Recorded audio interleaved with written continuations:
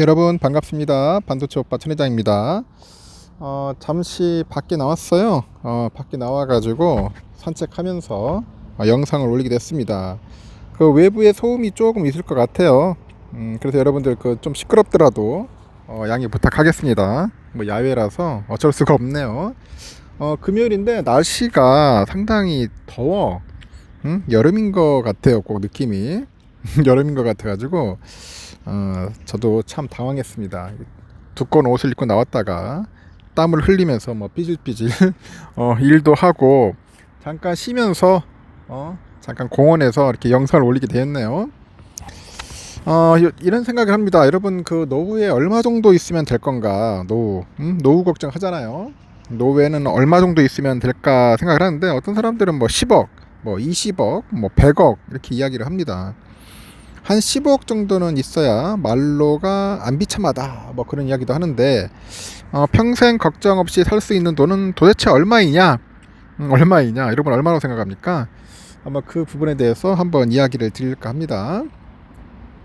올해 우리나라의 경제 성장률이 1%대에 머무르는 등 경기가 현재 악화되고 있어요. 그런 상황에서 물가 상승세도 꺾이지 않아 가지고 은퇴 후에 경제 생활에 대한 고민이 깊어지고 있죠. 깊어지는 그런 상황에서 국민들도 또한 고민이 깊어지고 있더라. 그런 국민들이 늘어나고 있다는 겁니다. 특히 최근에 부동산 시장이 뚜렷한 회복세를 나타내지 못하다 보니까 그 상황에서 주식시장마다 막 고꾸라지잖아요. 계속 빠지고 있고 노후 소득에 대한 시름이 깊어져요.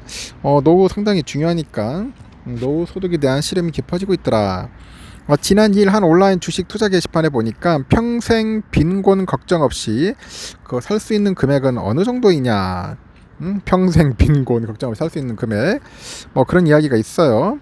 이거를 쓴 사람은 돈에 대해서 아무 생각 없이 막 살아도 문제없는 그런 금액 말고 그 사치 없이 절약하면서 검소하게 살 때 그 기준이라는데 그 설명한 뒤에 내 기준으로는 생활비가 한 200만 원 정도다. 200만 원 정도라고 그런 이야기를 하는 것 같습니다.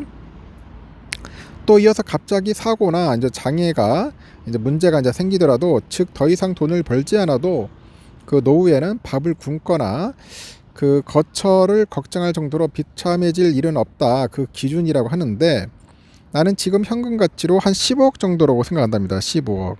15억 정도로 생각한다. 뭐 그렇게 이야기하는 사람도 있어요. 그러면서 배당주나 뭐 안전 위주의 뭐 재테크만 그 최소로 해도 뭐 죽을 때까지 돈 다 쓰진 않을 듯 하면서 뭐 부연 설명하는 분도 있더라고요. 뭐 현금 한 10억 정도면은 뭐 충분하게 살 수 있겠네요. 먹고 사는 데는 크게 지장은 없을 것 같아요. 게시글에 보니까 어떤 사람은 지방에 살거나 1인 뭐 순자산 5억이면은 충분하다. 뭐 그런 이야기도 있는데 5억? 5억이 뭐 작은 거대가 아니죠. 5억의 배당 성장주 세금 후 세후가 6%짜리만 넣어도 얼마야 도대체?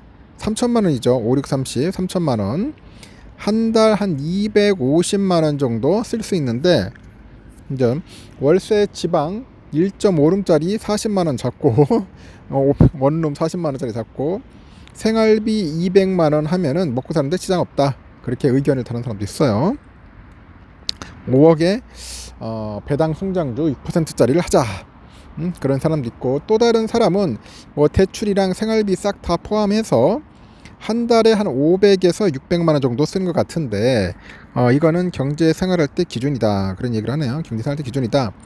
그 30년 잡고 퇴직하고는 한 달 생활비 300만 원 잡고 40년 산다 생각을 하면은 한 36억 정도? 36억 정도라고 이제 주장하는 사람도 있네요.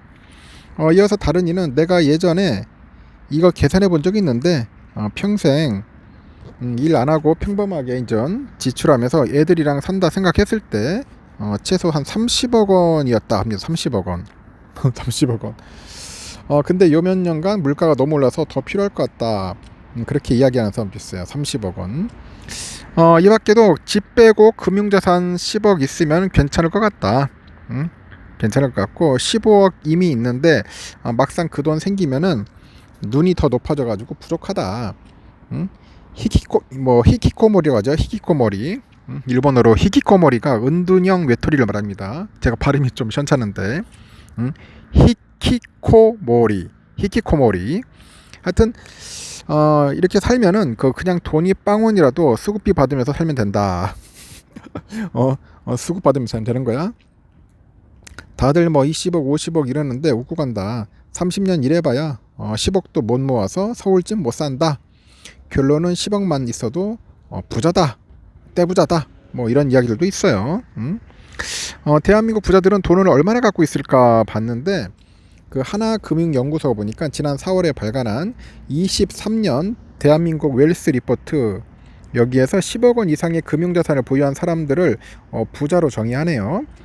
이들의 투자 전략과 부동산 투자 방식을 분석을 했습니다. 22년 말 기준 부자의 총자산 평균은 72억 원, 1년 전 대비 6억 원 정도 이제 감소를 했고, 이는 부동산 가격 하락에 주로 이제 기인했는데, 부자 1인의 평균 부동산 자산 보유액은 21년 말에 45억에서 22년 말 39억 7천만 원, 이게 줄었어요.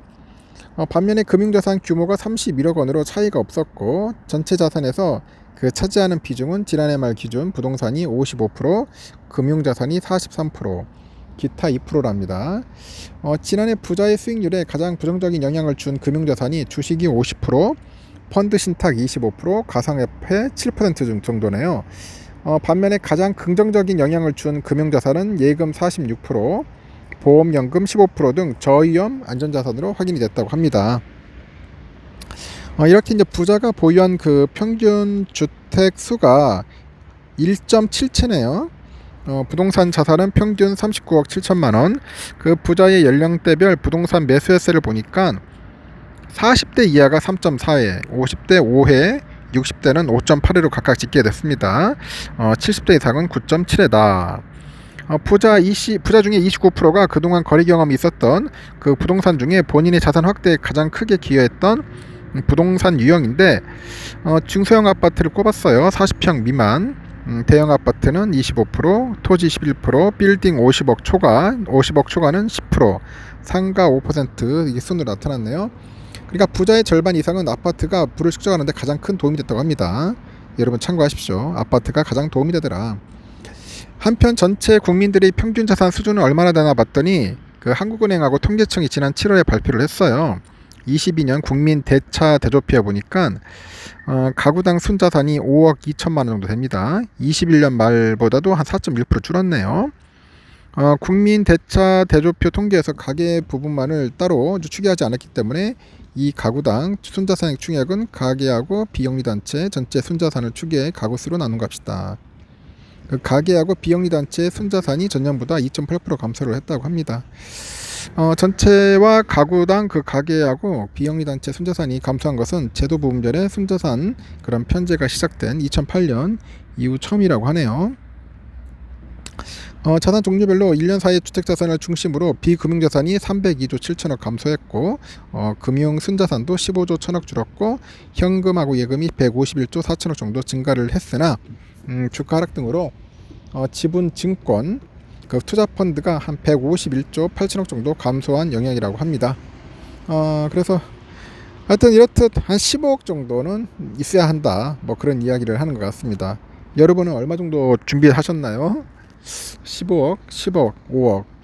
하여튼 억 하니까 좀 그렇네요. 그래도 요즘 억이 뭐 옛날에는 컸는데 요즘 억은 돈도 아니다, 뭐 그런 이야기도 하는 것 같습니다. 하여튼 노후 자산 충분하게 확보를 하시기 바랍니다. 갑자기 아주 흥미로운 그런 이야기가 있어서 여러분들에게 설명한 거니까 참고하시기 바라요.